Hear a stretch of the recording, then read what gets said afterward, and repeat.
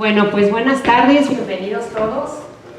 Me da muchísimo gusto darle la bienvenida a dos personas tan entrañables para mí, como Silvia Molina y Mauricio Merino.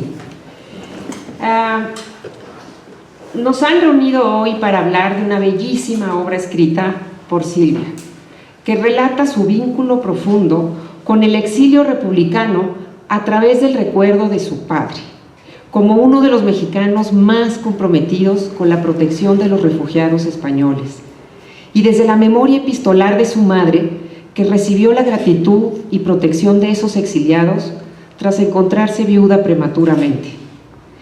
Este conmovedor relato le permite a Silvia dialogar con su padre y comprender a su madre mientras recupera al mismo tiempo la memoria del exilio.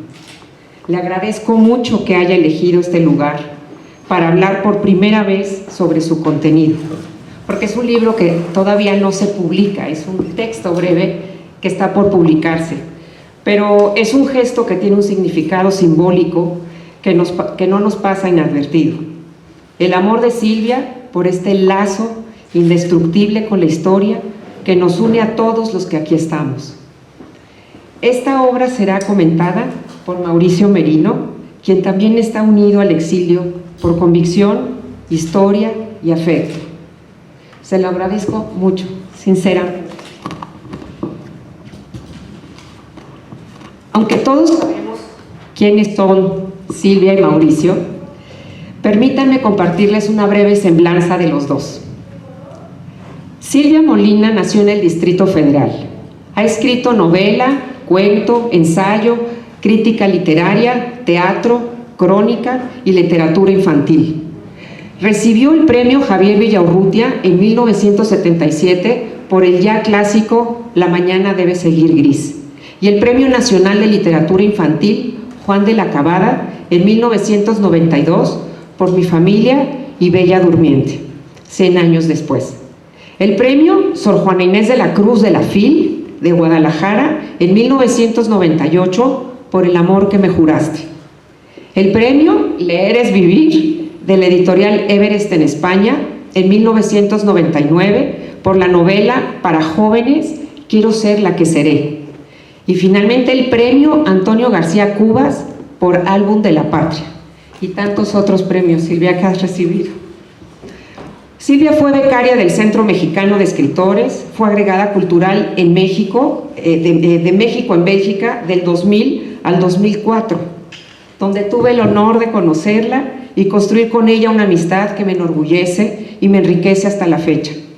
Añado, por cierto, que gracias a Silvia, mi hija Tamara desarrolló un enorme placer por la lectura desde que en sus primeros años, cuando nos visitaba en la casa, siempre con un libro en la mano, de la colección infantil del Fondo de Cultura o de sus propios libros. Tamara siempre me preguntaba: mamá, ¿cuándo viene la señora que me trae libritos?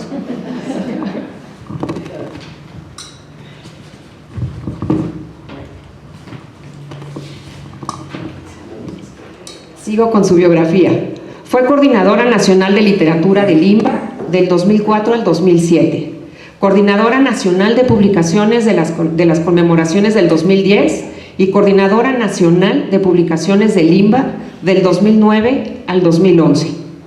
Ha vivido en Francia, Inglaterra, Estados Unidos y Bélgica. Actualmente es la directora del Centro de Cultura Mexicana y consejera asesora del movimiento cívico Nosotros, que dirige Mauricio. Ahora Mauricio.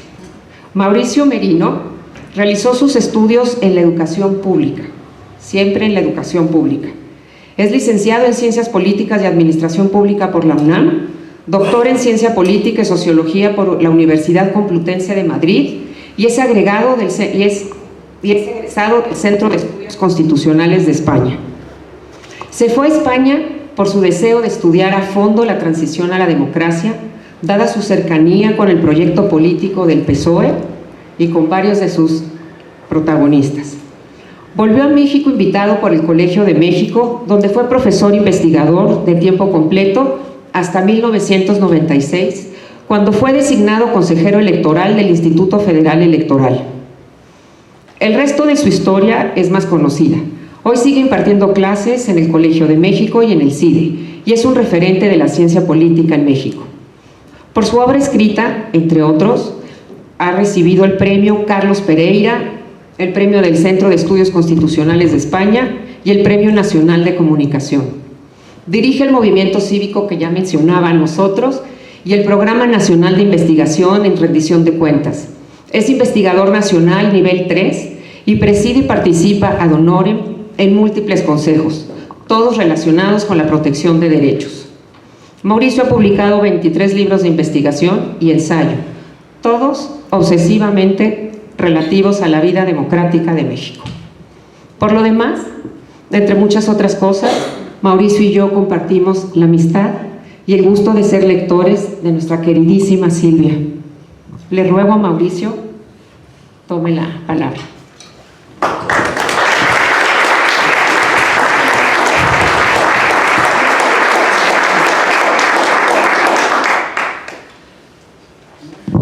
Mariana, muchísimas gracias. Y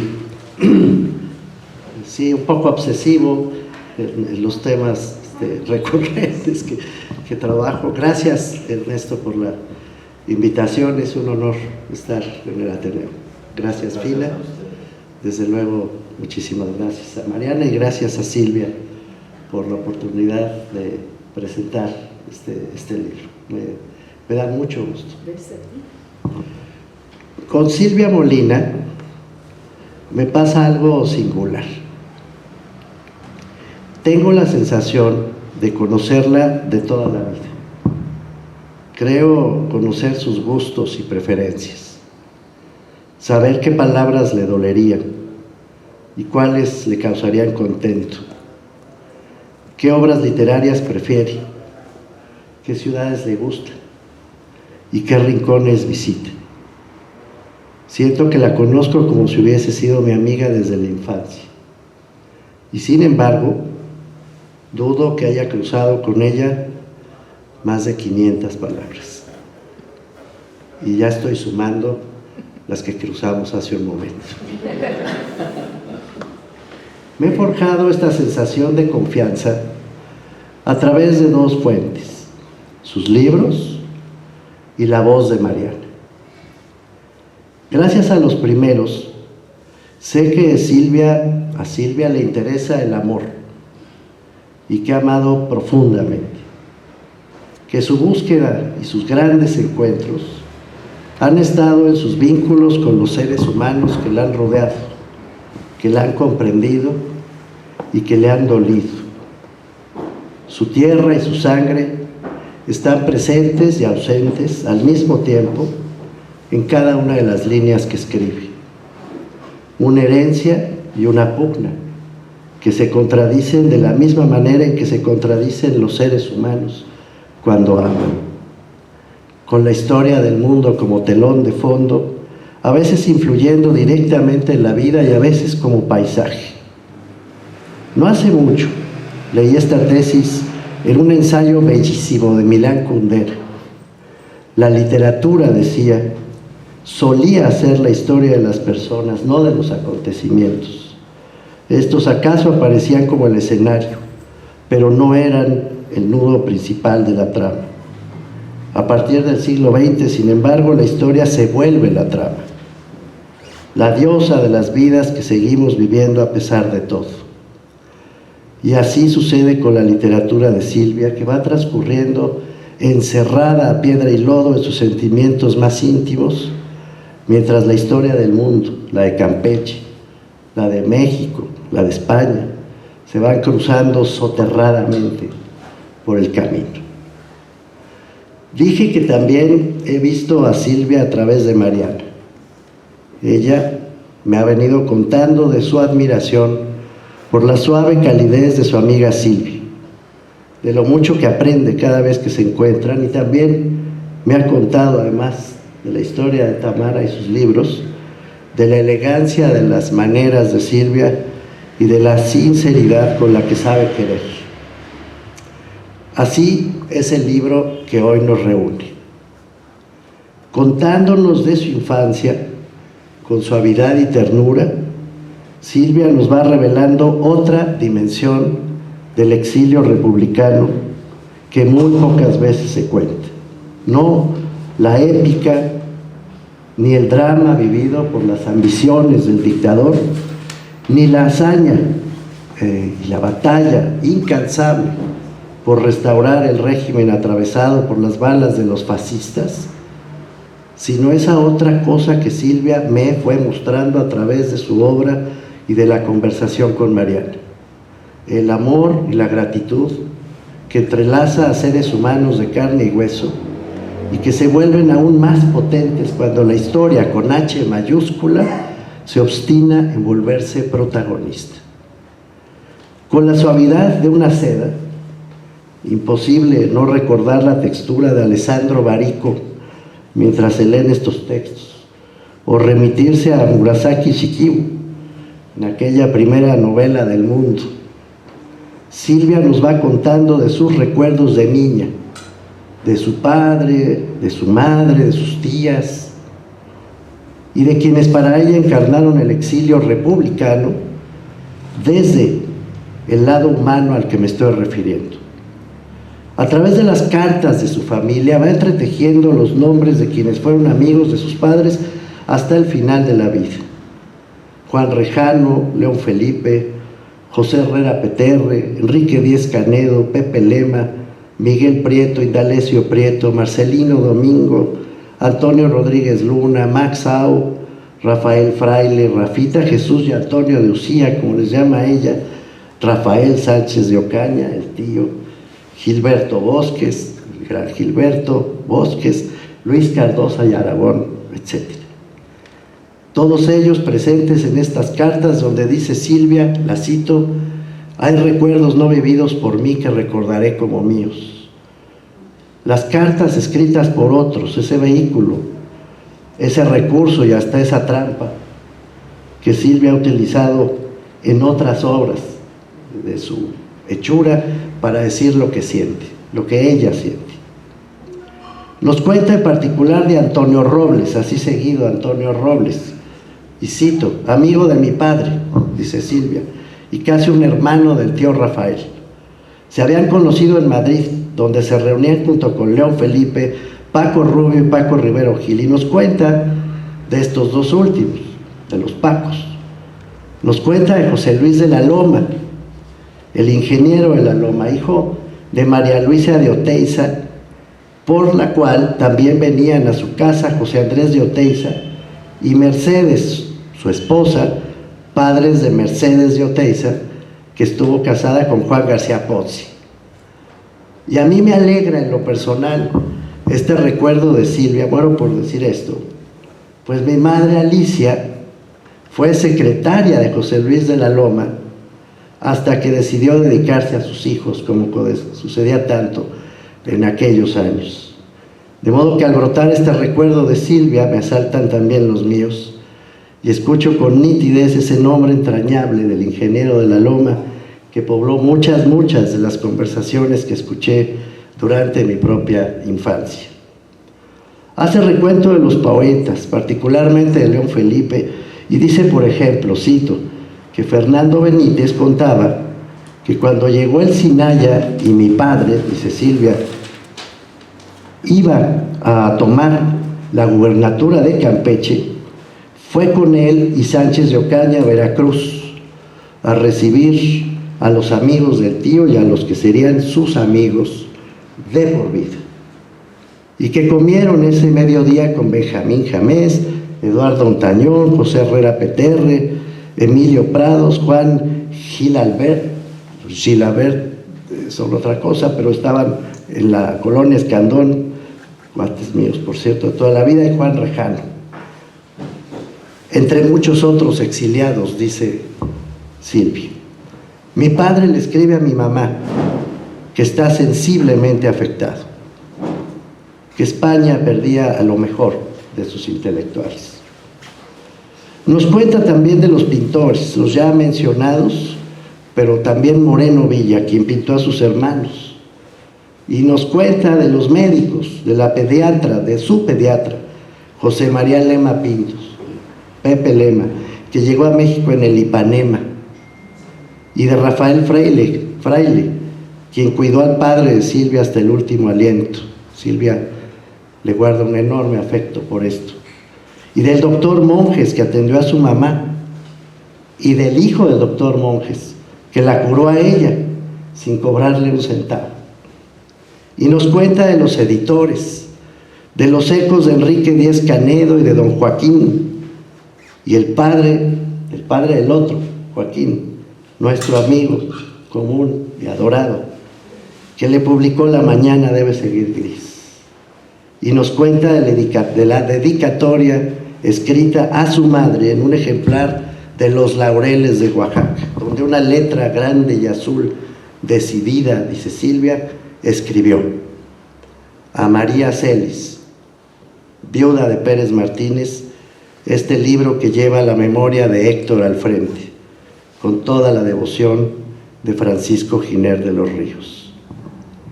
Y nos cuenta, en fin, de la carta enviada a su madre en la tarde muy aciaga de 1948, con el sello de la Unión de Intelectuales Españoles en México, en la que aparecen los nombres de Honorato de Castro, Mariano Ruiz Funes, Francisco Giral, Wenceslao Roses, José Moreno Villa, Max Sao, José Luis de la Loma, Agustín Millares, Juan Rejano, Manuel de Rivas Sherif, entre muchos otros, en la que escriben un pésame que es también un poema de amor. Muy respetada señora, así empieza la carta. Permítanos que en medio de su profundo y justificado dolor hagamos llegar a usted, en nombre de los intelectuales republicanos españoles residentes en México, el testimonio de nuestro sentimiento más sincero por la pérdida que ha sufrido, y con usted toda la nación mexicana y la cultura de este gran país. Nosotros, los intelectuales españoles, hemos perdido en su esposo no solo al más ilustre de nuestros presidentes de honor, sino al gran amigo y al infatigable protector, siempre desvelado por nuestros intereses. Y si la solidaridad de miles, de millones de seres puede servirle de lenitivo en una desgracia tan grande, segura puede estar de ella, así como de la perenidad, de la memoria y de la obra de nuestro querido gran muerto.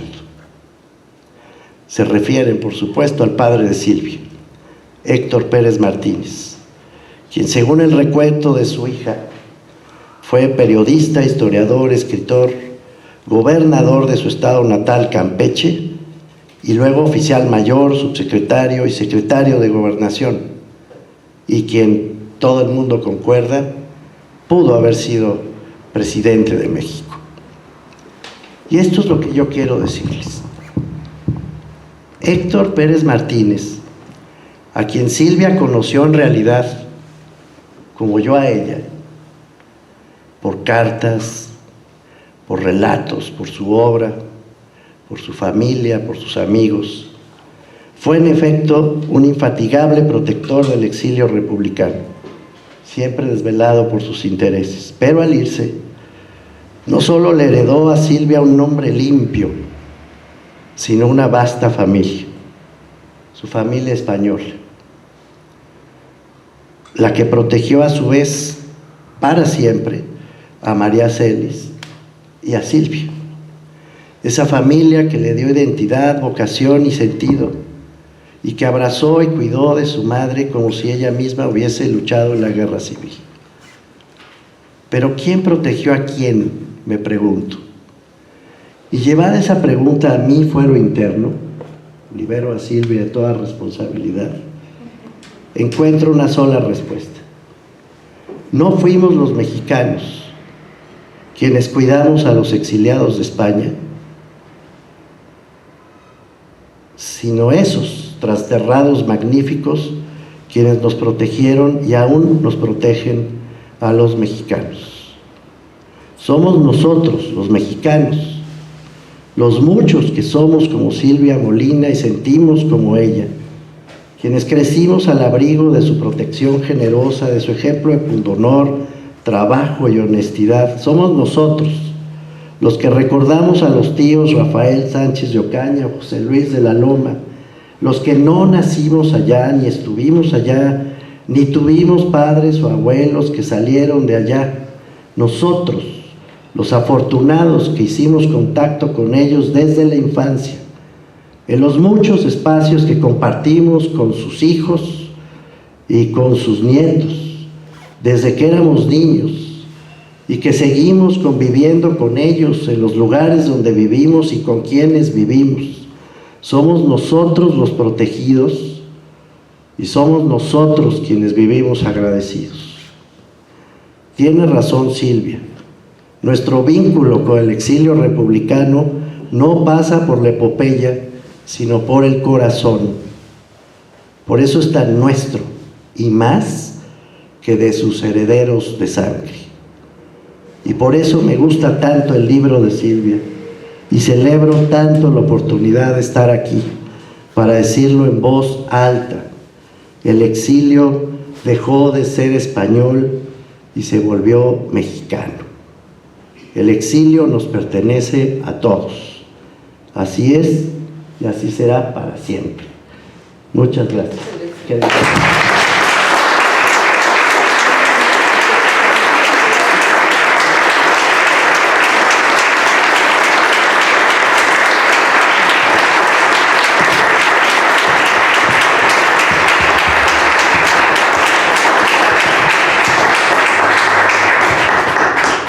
Bueno, primero agradecer la presencia de todos ustedes, agradecer, muchísimas gracias, agradecer a Mariana, agradecerte a ti, Mauricio, por tu generosidad.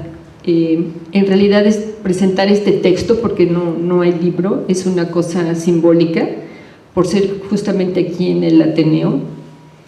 Y decirles que, bueno, me emocionó mucho Mauricio. Bueno, yo escribí esta historia a raíz de que mi sobrino que está aquí, que se llama Héctor, me dio unas cartas que tenía su mamá.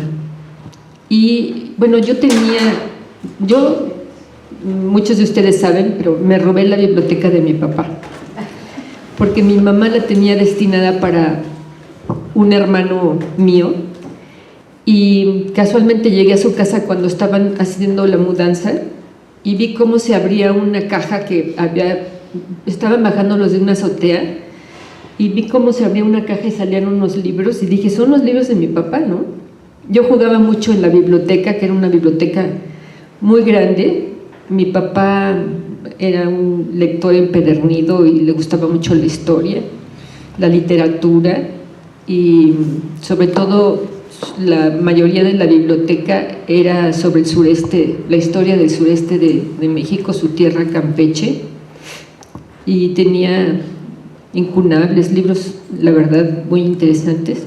Y yo jugaba ahí en la biblioteca, entonces cuando vi que eran los libros de mi papá, entré corriendo al departamento de mi mamá y le dije, oye, pues ¿a dónde se llevan los libros? Y me dice, a una mudanza, a una bodega, porque nos vamos a cambiar. Y entonces salí y le dije al chofer, oiga, que dice mi mamá que mejor los lleve a mi casa. Y entonces le di mi dirección. Y le hablé a mi mamá cuando ya estaban los libros en la casa, y estaba furiosa, me colgó el teléfono. Y mi hermana, le dije, bueno, pues dile a mi mamá que la biblioteca es de quien ella quiera, pero que mientras decide van a estar mejor cuidados aquí. En eso me dieron el premio Javier Villaurrutia, y con eso compré los estantes para la biblioteca, porque estaba todo en cajas. Y pues yo recordaba, a raíz de que vi la correspondencia que me dio Héctor, entonces empecé a recordar muchas cosas de mi infancia, y efectivamente para mí el exilio fue como una familia. O sea, realmente los amigos de mi papá, los doctores, Pepe Lema, por ejemplo, su hijo fue director de la UAM, sí. Hace unos 2, 3 años, una cosa así, ¿no? Entonces, tenía muchas fotografías de Pepe en Campeche, porque mi padre se lo llevó para que fuera el director de una clínica infantil, y con mis hermanos en la playa y todo eso, ¿no? Entonces, pues yo empecé a recordar, y atando cabos, la verdad es que yo no sabía. Yo viví en Europa, primero en Francia y después en Inglaterra, con una hermana de mi mamá que era diplomática, y cuando estuve con ella en París yo tenía como 14 años y a veces tenía que salir en la noche y no le gustaba dejarme sola, y me encargaba con una viejita que era adorable y yo no sabía quién era. Bueno, sí sabía quién era, doña Filo, ¿no? Pero en realidad no sabía quién había sido su marido ni la gran historia que tenía ella detrás de un departamentito pequeño en la avenida Víctor Hugo, en la parte de abajo, que pues era un departamento de una viejita, realmente no había mucha luz, tenía sus fotografías de sus recuerdos, pero era entrañable. Y entonces a mí me daba pena, yo a veces me robaba la comida del refrigerador de mi tía, porque no tenía dinero. Entonces cuando me invitaba, que me quedaba yo medio a dormir en su casa, y íbamos a la salchichonería y compraba exactamente una rebanada de jamón, una rebanada de queso y una baguette, porque no había además no tenía ni refrigerador. Y una vez que estaba yo llorando, porque la verdad es que mi tía, quienes la conocieron, era muy difícil, o sea, fue muy generosa porque me educó, me llevó a Francia, me llevó a Inglaterra, pero era una calamidad, ¿no? Y entonces un día estaba yo quejándome de mi tía, lloré y me puso ¿cómo se llama? Un pañuelo aquí lo tengo, es un pañuelito de doña Filo. Luego mis hijas me dicen que por qué tengo tantas cosas. El otro día me impresioné cuando iba con Claudia, quejándome yo de mi hija que vive en Estados Unidos, porque acumulaba muchas cosas, y me dice mi yerno: ay, ¿de qué se queja, señora? Usted colecciona libros, colecciona juguetes, ¿no? Bueno, pues este pañuelo me lo puso doña Filo con un seguro en el vestido, y como si yo hubiera sido su hijo, porque me hablaba mucho de un hijo, pero yo no sabía, y resulta que doña Filo era nada menos que la esposa de Marcelino Domingo, y que había venido a México. Marcelino, tengo una fotografía que va en el libro, donde está con mis padres y está con mis tíos, mi tío Rafael Sánchez de Ocaña y mi tía, sí, muchas gracias, y mi tía Cuca, se llamaba Refugio y le decían Cuca.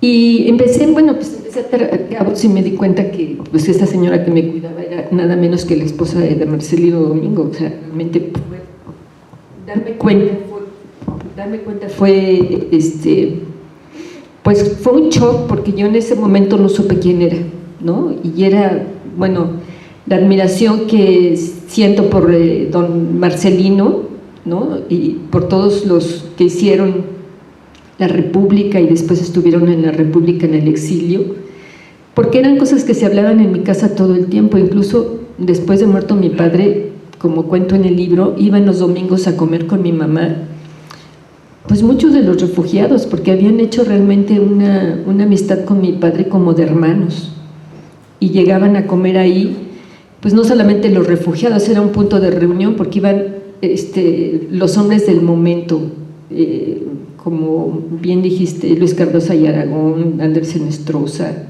el mismo Benítez, sí, muchísimos, la verdad que muchísimos. Entonces pues yo oía muchas historias, yo en gran parte oí muchas historias, incluso de mi papá a través de ellos. Y entonces me salió a hacer este texto, que le puse la República Española. Se corta, ¿verdad?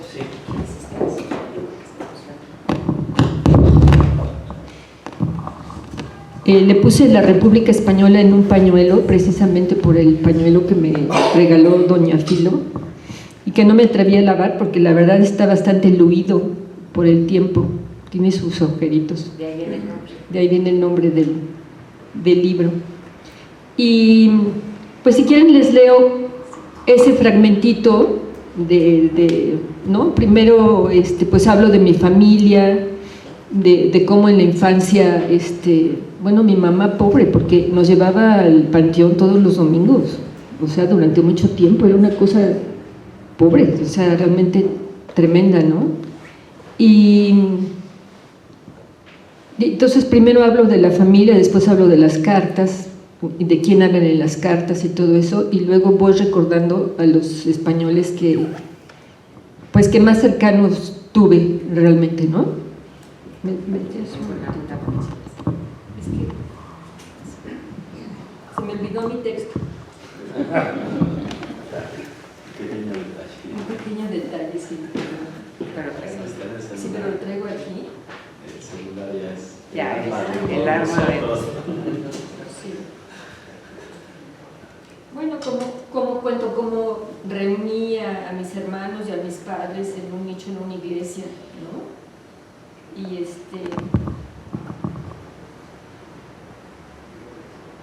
perdón, ya nada más un momento, es un texto chiquito.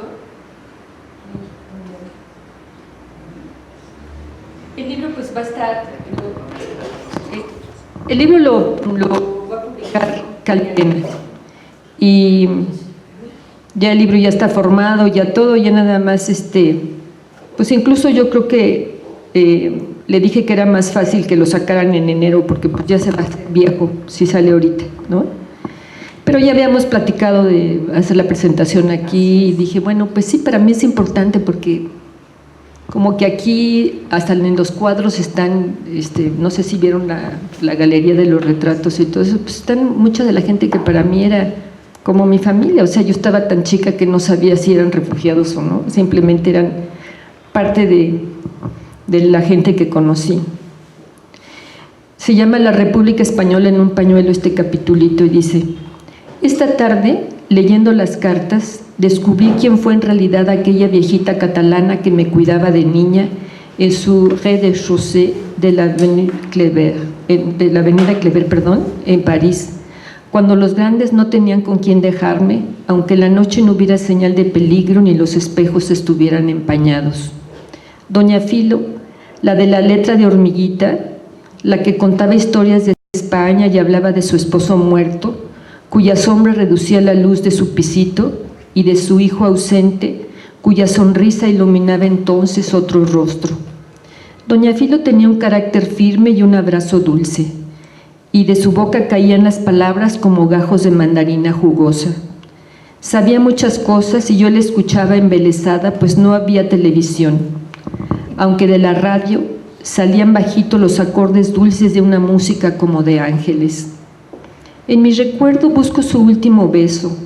Veo aquella figura encorvada descansando en el sillón con la vista clavada en le soir, las manos huesudas y la mirada perspicaz, y la veo llamando al pasado para acompañar su soledad.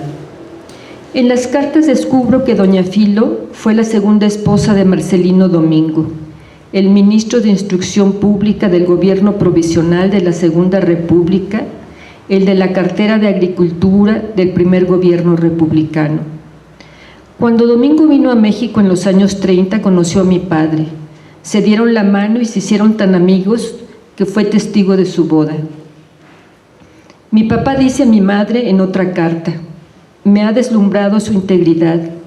Le he mandado a Filo un recuerdo de tu parte. Mi tío Rafael lo describe así en un artículo: es delgado, de pelo cano y viste de negro. A través de sus gafas se perciben unos ojos vivos, inquietos, llenos de curiosidad. Sus movimientos son suaves, reposados sus ademanes. Manos expresivas subrayan sus palabras ingeniosas, agudas, elocuentes. Desde sus mocedades luchó y sufrió por la causa de la República. La educación popular fue el objeto de sus incansables afanes. Encuentro entre los sobres una fotografía que me emociona. Indalecio Prieto, Félix Gordon Ordaz, José Loredo Aparicio, Marcelino Domingo y Doña Filo, Vicente Lombardo Toledano, Genaro Estrada y el general Francisco Mújica, mis tíos Sánchez de Ocaña, mis padres y varios más. Veo a Doña Filo joven, atractiva, elegante, y se me salen las lágrimas. Cuánto la quise y no supe quién era. A esa viejita que amé en su tiempo como a una abuela, le dejó la República apenas lo suficiente para comprar 2 tranches de jambon et du pain que compartía conmigo. Doña Filo no tenía dinero, ni refrigerador, ni nostalgia por el mundo, ni luz en la oscuridad de su vida. Una tarde que lloré me regaló un pañuelo blanco con sus iniciales que colgó con un seguro en mi vestido, para que no lo pierdas, como si yo hubiera sido su hijo ausente y me estuviera encaminando a la escuela. Todavía lo llevo prendido en el recuerdo. Bueno, pues este es el capitulito.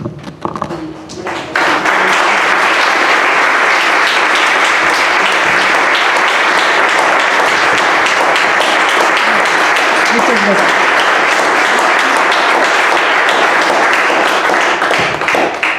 Pues no sé si quisieran preguntar algo o si...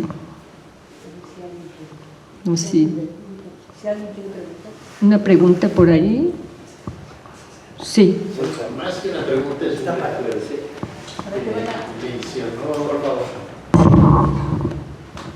Más que una pregunta es un recuerdo. Se menciona el nombre de Antonio Robles y era autor de literatura infantil, creador de un personaje genial, Botón Rompetacones. En los exiguos recursos familiares, en parte los destinaba mi padre a llevarnos un libro de Antonio Robles, cuando menos una vez al mes. Iba a la vieja librería Herrero y se lo envolvían en papel de estraza, que cuando yo veía la figura de mi padre que traía debajo del brazo, ya sabía que era Antonio Robles y Botón Rompetacones, que era un chaval ingenuo, travieso. Por cierto, él hacía ilustraciones, cada página de sus brillantísimos textos iba acompañado de un dibujo. Por eso sabía yo cómo era Botón Rompetacones. Pues ese es el recuerdo que tu libro, Silvia, y tus palabras, Mauricio, me hicieron evocar. Muchas gracias, qué bonito.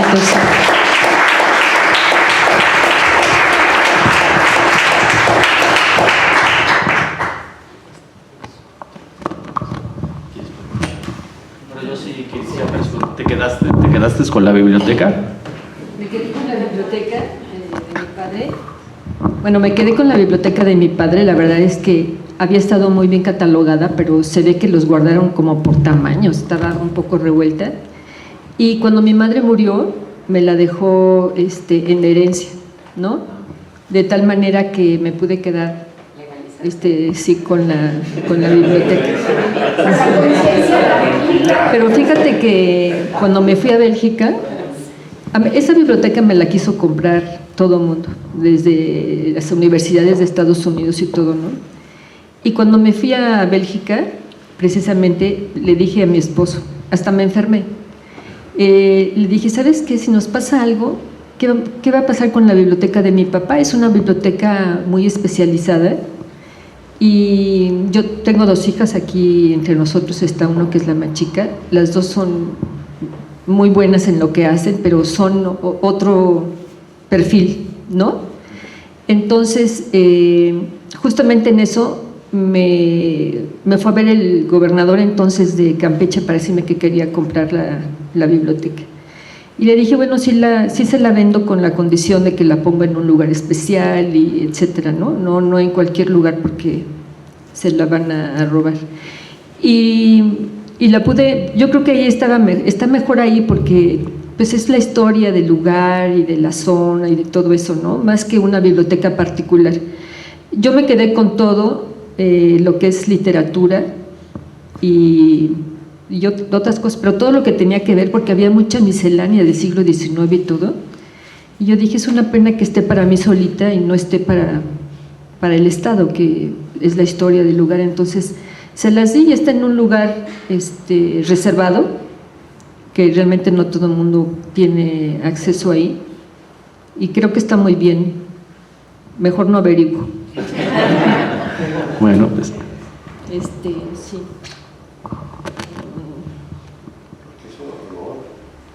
Sí. Sí, perdón, no me acordé. pues bueno, bienvenida y te esperamos ahora que publiques el libro. Una segunda Sí, cómo no. presentación. Por lo pronto lo ponemos aquí para que podamos tenerlo todos. Sí, Porque después de esta presentación lo que más se antoja es leerlo. claro, era lo que yo iba a decir, que eso fue como... Yo me acuerdo de la maestra Estrella en el Colegio de Madrid, de repente nos empezaba a leer un libro y nos dejaba picadas, entonces claro, por supuesto que ibas a leerlo, entonces lo mismo has hecho tú. Entonces, mil gracias y sí, efectivamente estamos deseosos de conocer el libro, que lo puedas presentar aquí, será un orgullo para nosotros. No, pues muchas gracias, al contrario, muchas gracias por recibirnos. Muchas gracias, Mariana, gracias, de verdad. Estoy muy agradecida y muy contenta.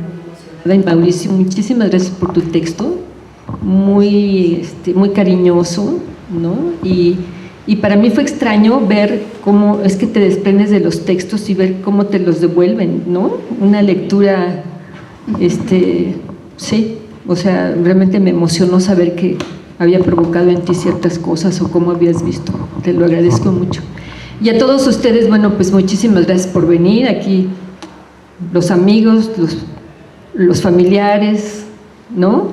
Y me da gusto que sea una cosa íntima, la verdad, porque pues, hay más cercanía entre nosotros, y este libro la verdad es que es un libro muy íntimo, ¿no? Pues muchísimas gracias.